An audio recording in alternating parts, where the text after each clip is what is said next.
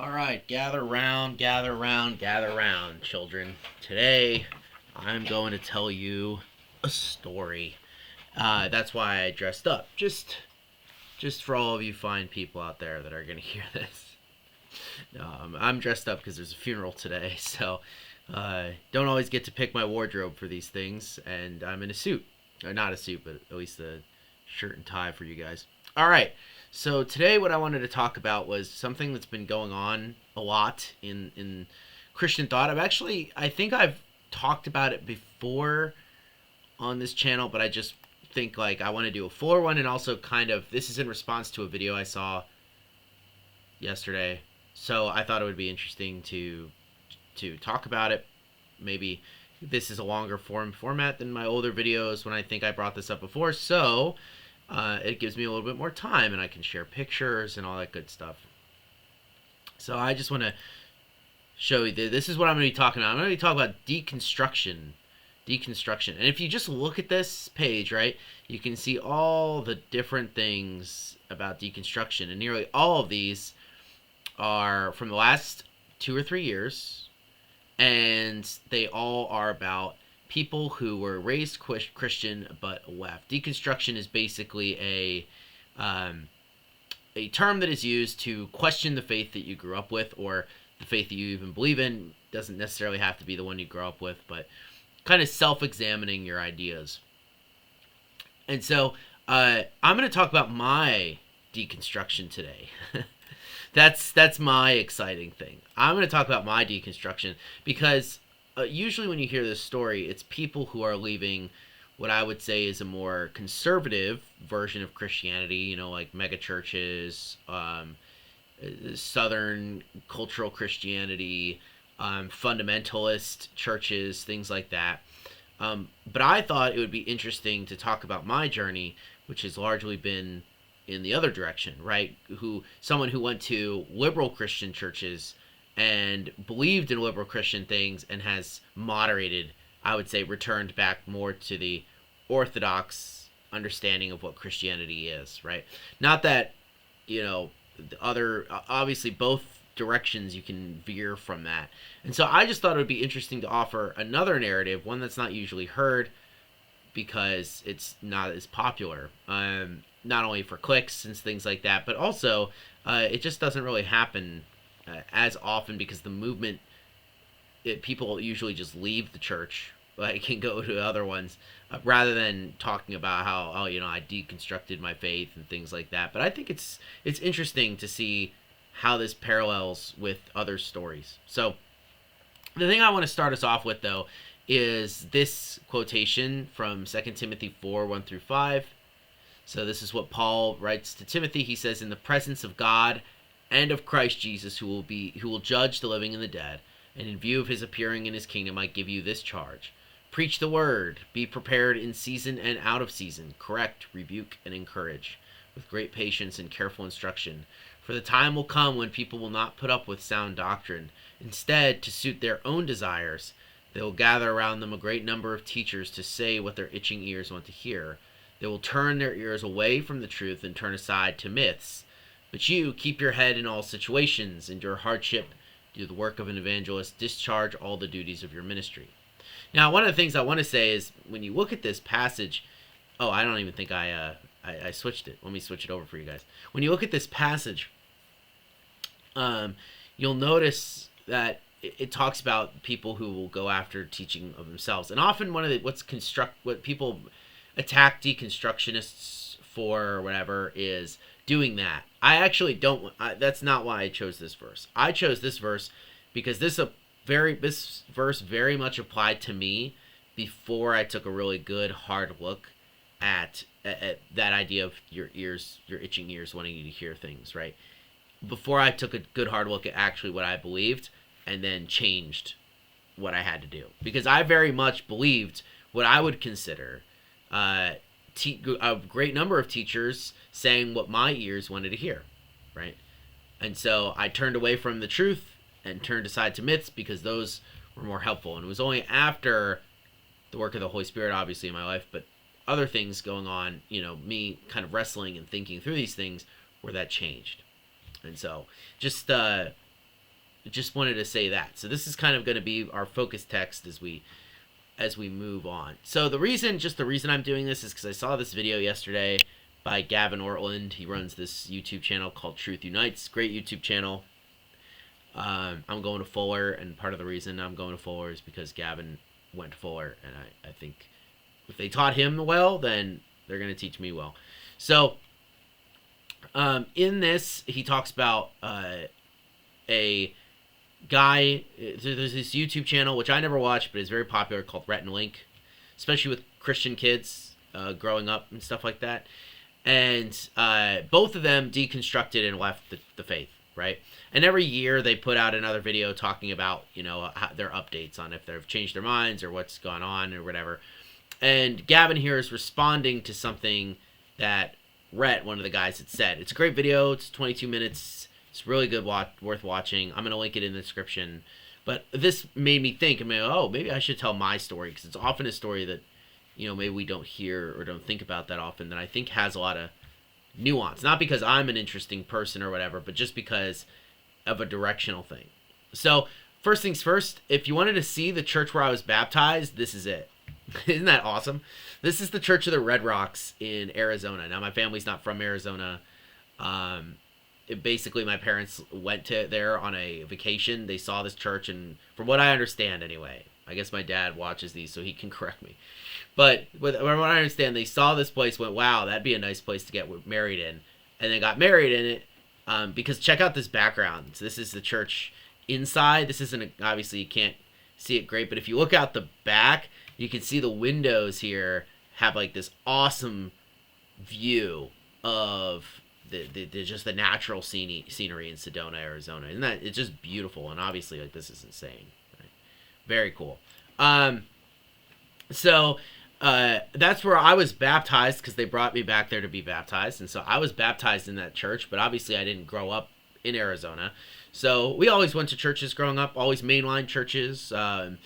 I think this one is a UCC church, so United Churches of Christ, which is like the churches that come from the Puritans in New England and things like that. And this looks very, outside of the beautiful view in the back, right? Like, this is a very Puritan-looking church. Just pews and walls, right? Good stuff. And then when we moved to New Jersey, we started attending this church, and this really is what I would consider to be my home church. This is the First Presbyterian Church of Alexandria, or Alexandria First Presbyterian Church, and this is it. This is where I would go to church. The church building is small itself, right? Because it's in a more rural area. You can see we have this big, huge cemetery right next door. Just there is more to it. You can't really see it, but behind these trees, this is where like the fellowship hall is and the classrooms and stuff. So it's not just this building, although that's what it was originally back in the 1700s. Do they have the established thing? They used to have an it's up there. You can't really read it, but it's established in like the 1700s. So it's a really old church. Really nice. Again, I don't know if they'll have any pictures of the inside for you. No, it doesn't look like that. But anywho, good stuff. Whoops. That's where I grew up going to church. So very cool church. Still around, obviously. And they're not in our presbytery though. They used to be in the Presbytery of New Brunswick. That's when I was growing up. Now they're in the Highlands, so not part of our presbytery anymore. And the Highlands makes more sense just geographically and culturally, I think. So it'd be great to be in the same presbytery, but oh well. So I grow up going here, and at the great age of 14, I forgot to pull this up. I'm sent away here, which is Blair Academy. Blair Academy, I loved it here. This is a boarding school in Northwest New Jersey. This is the top-down view of a drone or something like that. Is that really the best? Come on, Blair. Is that really the best picture we can get? This has to be a better one. Let me see. Yeah, it's a little better. All right. So that's where I grew. That's where I did a lot of my growing up. Just as a kid, because I was there from 14 to 17. I started or like I was always a grade behind everyone, since I was born in August, or an year behind everyone in age. So that's why I graduated when I was 17 and not 18. So this is where I went. I lived up here my first year. I don't know if you guys can see that, but at the top of one of those buildings. Loved it here. But this basically meant that I didn't have to go to church anymore because we had chapel, but this is one of those like things where it's like chapel, right? There's not really religious instruction. We did take religious classes just to like familiarize ourselves with them, but this is like where I began to start forming a lot of my ideas about faith. Obviously, when you're younger, you kind of just go where you want and do what you want and say what your do what your parents want, say what your parents want, say what the church wants, things like that. Not because it's cynical or whatever, right? It's just you're repeating and you're learning. That's how it works. No different than class in school, right? But the difference here is that now that I'm out of that, I can start thinking about it. And I don't do a lot of that, right? I happily identify as a Christian my whole time as I go through high school, and I never really struggle with that. But I definitely start to absorb a lot of the teachings that are being given just explicitly or implicitly here, right?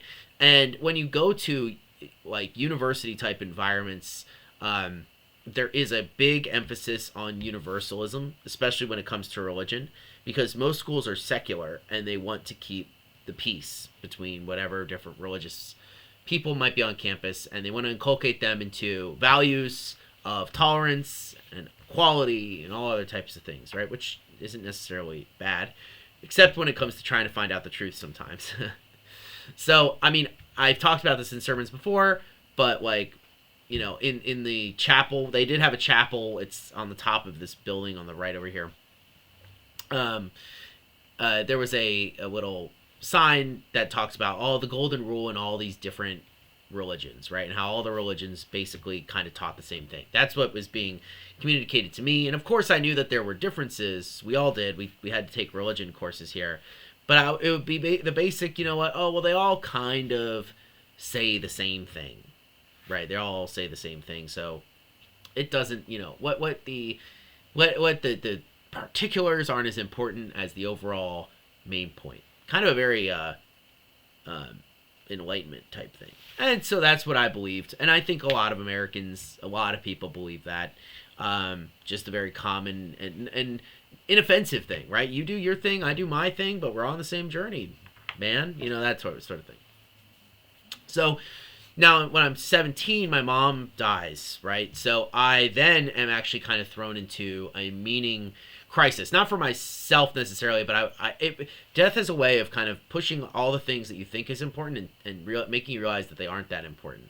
And so what I wanted to do is I really wanted to find out what was important. And for me, that meant that I had to look more deeply at religion and more deeply at just the way we think about things, right? And I was always interested in history, and religion always went side and side with history, you know, popes and kings and reformers and all these other types of things, right? So I was aware of that. But I also was realizing that a lot of the people that I was reading, especially at the higher levels here, and later in college material, right? People like Aristotle or people like Plato or all these other types of people that I was engaging with, Augustine, Aquinas, the Roman writers, things like that. All of them had a view of religion that was not as sugar-coated or as shallow as mine, right? It was definitely a lot more like, well, how do we figure out what is truth? Well, we need to root truth in things. How do we root truth in things? That sort of thing.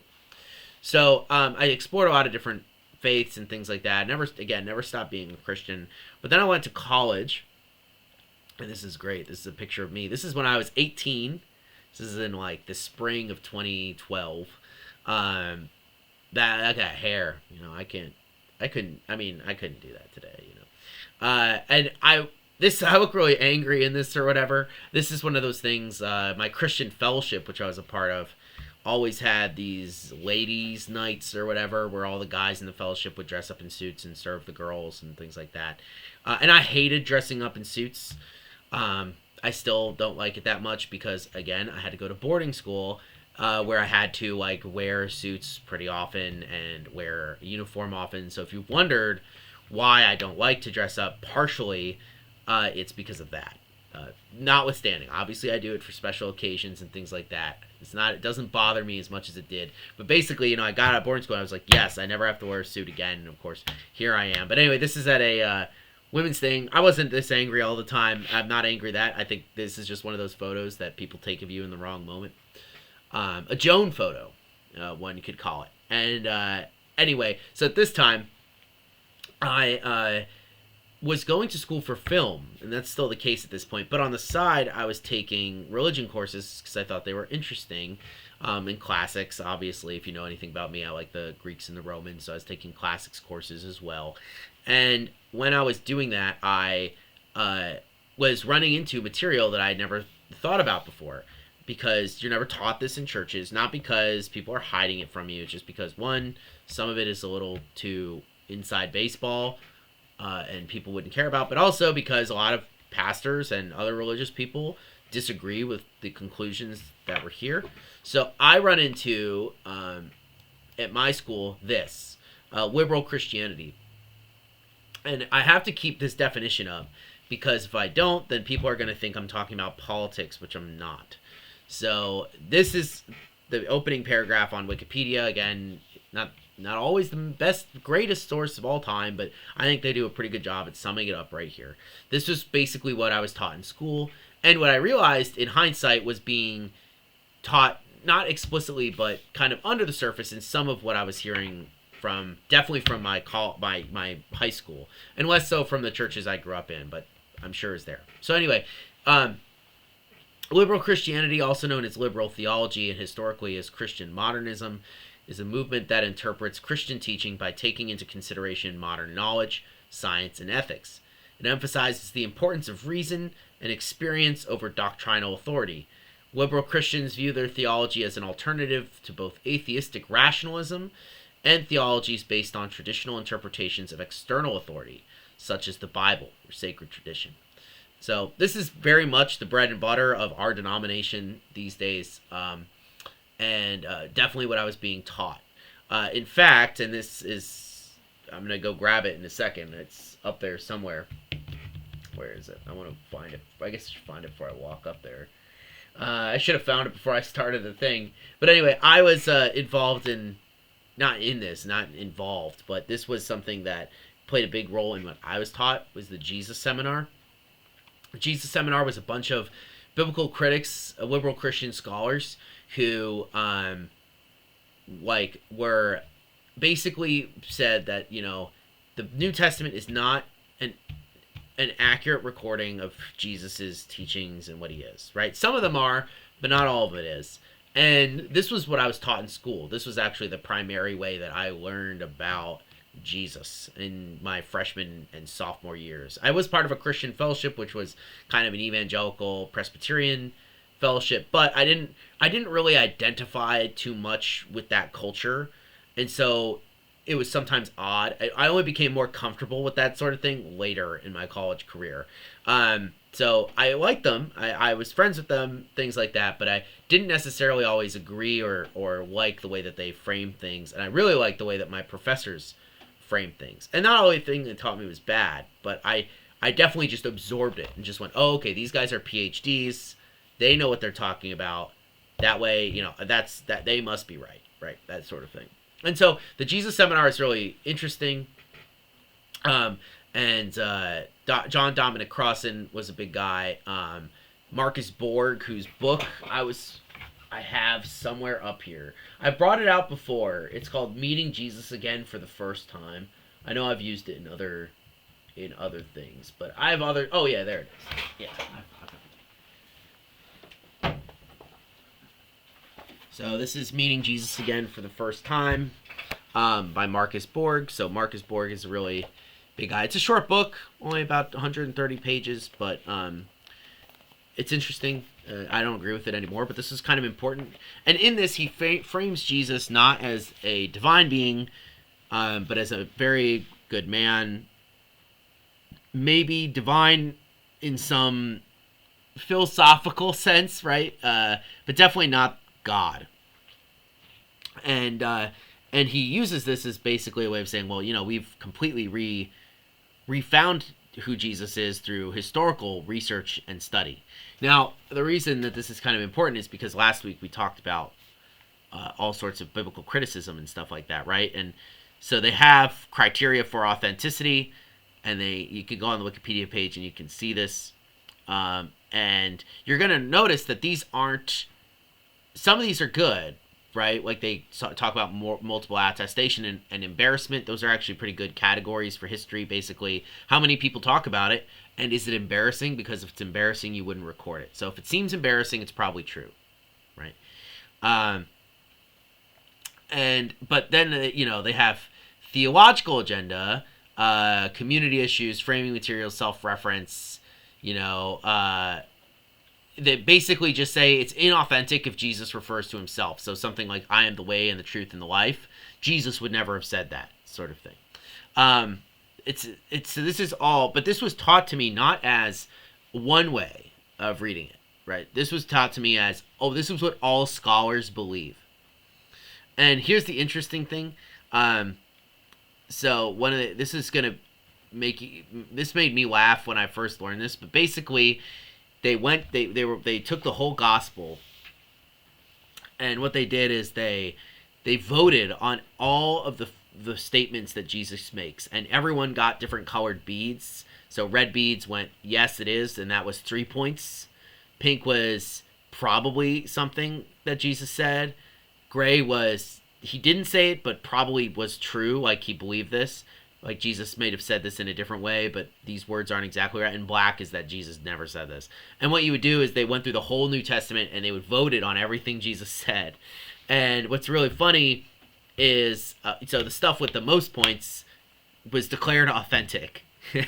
And stuff with the least points was not, right? Or less authentic. So most versus least, right? And they actually have, like, you can buy Bibles with this type of thing marked in them. One of my colleges, Gettysburg, my college had this, the place where I was learning all of this, right? So all this is to say is that this is what I was taught, and then what this turned me into was an Arian. Arians are someone we've learned about in our studies downstairs, right? I was an Arian Christian, essentially, because what I had believed after basically reading this and learning from my professors is I never stopped believing that Jesus was someone important. I never stopped believing that he was divine in some way or worked miracles or had great wisdom or whatever.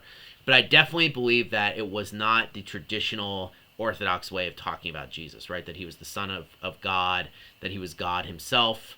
But rather I was like, well, Jesus was a guy who became the Son of God when he was adopted by him, when he was baptized. That's why when I talked about that downstairs, that's how I know, because that's something I once believed, right? And that falls within Arianism, right? That Jesus is a created being, but then ascends to godhood type of thing. So that's where I was for like the first 2 years of my time in seminary. That's what I believed, because I was so heavily into this type of thinking. This type of thinking is still rampant in our denomination and things like that. So that's why I think my story is really interesting, because it's actually leaving the broad majority view and where I am and going into what I would consider the historical and Orthodox faith that is the grounds for like all good denominations of Christianity. So anyway, this is me in my junior year. I'm in Greece. I'm wearing our DCF United shirt. That was our Christian Fellowship soccer team. And by this point, I had worked on a movie and hated it.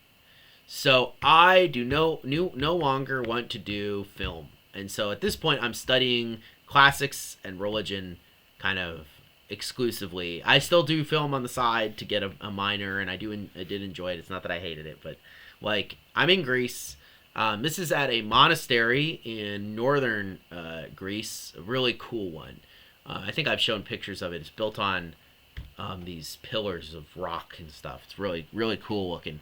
And then I'm with a cat. There's all sorts of stray cats. I mean, something, but I'm with a cat. And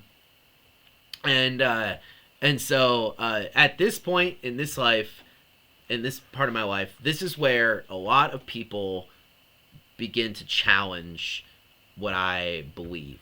And not in like mean ways, but just in conversations with friends, in greater readings of the New Testament, stuff like that.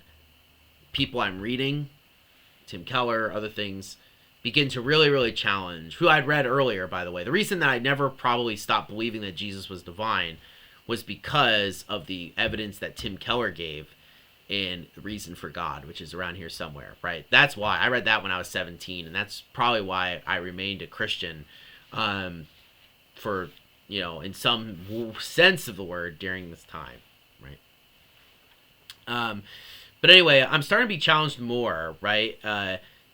Not in like open debate or things like that, but just in talking with people, it's starting to become realized that a lot of what I was being taught was not unbiased, and could certainly be helpful, but also came with baggage or was not as foolproof as I thought it was. So, for instance, one of the things that I remember talking with people about was that in my school I was I was never, one of the things that was never questioned by the Jesus seminar or by other things was that Jesus teaches us to love our enemies, right? Which I believe he does teach us, so I'm not saying that. But there are some things that Jesus says that are multiply attested, right?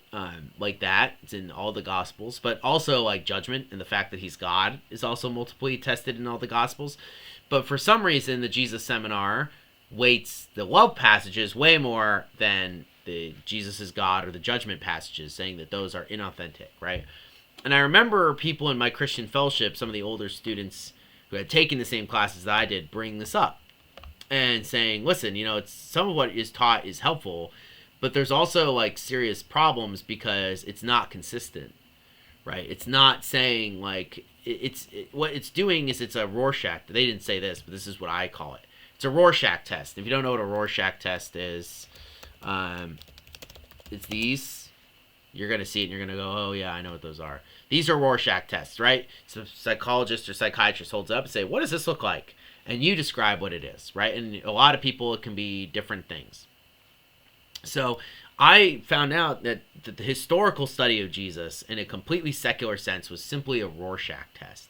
People saw what they wanted to see, right? Especially if you're just looking at the text and you're not looking at archaeology or applying proofs or anything like that, right? You're just looking at what you want to see and you take that.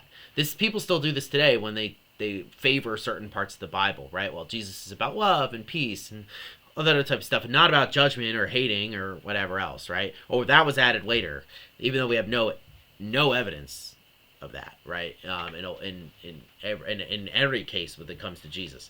So like, there's no reason for us to think that that's true, but that's what I believed, and I believed that uncritically because professors had told me it, and because what that allowed me to do was live a less constrained and a lifestyle that allowed me to still do what I really wanted to do and things like that, right? So yeah, that's this point. And now this is me now. When I became a Buddhist. Actually, this is a Shinto shrine in Japan in Kyoto. It's pretty cool. It's 1,000 whatever torii gates. But this is like me after all this when I go to seminary, and I have completely moved away from where I once was, right? I am not at all like anymore enamored with it. I think that it's wrong. There's a famous line about Marcus Borg, whose book I have, which I wish my professors would have told me that was, Marcus Borg, I don't know who said it, but some other scholar critiquing his work, he was basically like, Marcus Borg was a hippie from the 60s who looked at Jesus and was surprised to find a hippie from the 60s, right? Something along those lines. And that's so much what we do. And that's the good thing about deconstructing, right, is and I don't want to be against it, or being, thinking about your faith is good. But you also want to, when you do that, do it in a way that is introspective. Am I making a God in my own image, which is often what we do, right? It's something that we're warned about. We like to have our needs felt, real or fake or otherwise, met. And so we will create things or seek after teaching which meets those needs. That's what Tech and Timothy warns us about, right? And that's certainly what I was doing when I was in early college. Now, I can tell you that's not what's happening because just in my experience, taking some of the beliefs of the Bible is not a convenient thing to do. And that would be my criteria. The less convenient it is, the more true it is. Don't take that as gospel, but that seems to be a pretty helpful determiner sometimes. But it's that's where I'm at now, right? As someone who looked at this, went, "Wow, this isn't really right," and then actually corrected back to the central rock, right, of the Christian faith, the Nicene Creed, the teachings of the early church, the middle church, the Middle Ages, the Reformation period to today, right? Like there is this core truth that's been always preached and understood about who Jesus is, what he did for us on the cross, right? What that means for us when it comes to salvation or judgment and all other types of things. And I think it's there where the truth is found, and that's why it's important to do that, right? We have to realize that the positive part of deconstructionism is that it does get us to look at how we can make gods in our own image, but we also need to realize that we are not the center of determining what is true or what is wrong.